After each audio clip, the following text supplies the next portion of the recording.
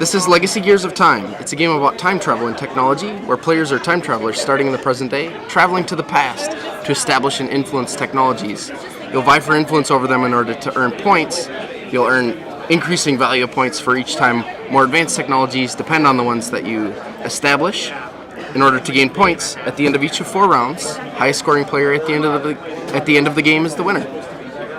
So Legacy is a 2 to 4 player game, but I have this set up for 2 players as for ease of demonstration. You'll be going in player order here, starting with the blue player. You get 3 actions on each of your turns. We'll take some of these actions. Travel back in time, any number of time frames. That's 1 action. We have 4 discrete time frames on the board right now. When you're in a time frame, you can use one of your actions to establish a technology. We're going to play Combustion Engine. That has a cost of 1. All costs are paid by discarding that many cards from your hand face down. When you do that, you're going to get that many cubes of your color from the general supply onto that technology. These are called influence cubes, and this represents that the blue player is going to score 3 points at the end of the round, but only if Combustion Engine's dependencies, fire and the wheel listed in the box, exist somewhere previous on the timeline. They don't have to be there for us to play it, but they do have to be there for us to score. We'll choose to draw for our 3rd action. Drawing is from the top 2 of the draw pile. We'll keep the one that seems more relevant, discarding the other one face down. Now we'll move on to the red player's turn. Travel back in time, any number of time frames. We could have stopped here if we wanted to, but there's a capacity limit of 1, 2, 3, and 4 technologies. Since this time frame can only hold 1 more, we'll go here to play more stuff. Also, during the round, you can travel back in time as much as you want, but you can't travel forward. Once you pass up a time frame, you're giving up the chance to do anything in that time frame. Now that we're here, we're going to, for our 2nd action, establish fire. Fire is a fundamental technology. That means it doesn't have any dependencies, and we'll end up scoring for it straight away. For our 3rd action, we're going to establish the wheel.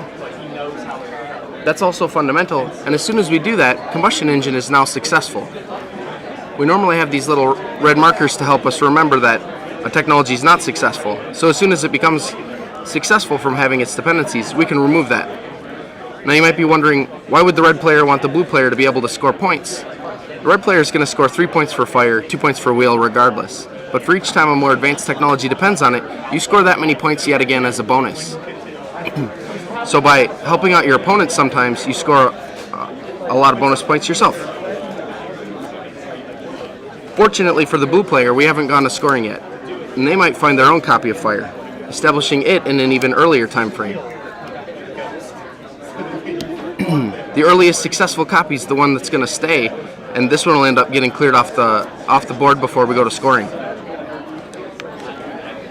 One more thing, if we have technologies that have a cost of 2, we'll end up discarding 2 cards face down to pay that cost. We'll get 2 cubes onto that technology. More is better, and that'll become apparent in a moment. Now let's say we're at the end of the round. Now all of the players are going to be returned to the present day together, and this is where the timeline expands. We're going to slide the capacity track over, creating a new time frame here for more advanced technologies. That increases the capacity to 2, 3, 4, and 5 technologies. These are going to stick around throughout the game, and we'll be playing off of this board that we establish as we go. Now before we score, the earliest successful copy stays, all other copies get cleared off the board. Tidy up, and then we can score. The blue player is going to get 3 points for fire. We'll move him to 3 on the scoring track over here.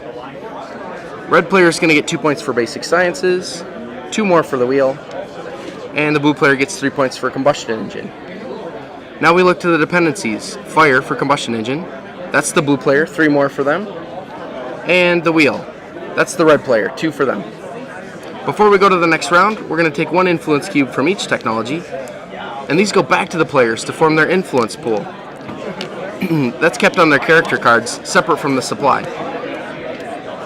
Now, in the future rounds, you have a new action that's available. When you're in a time frame, you can influence an existing technology.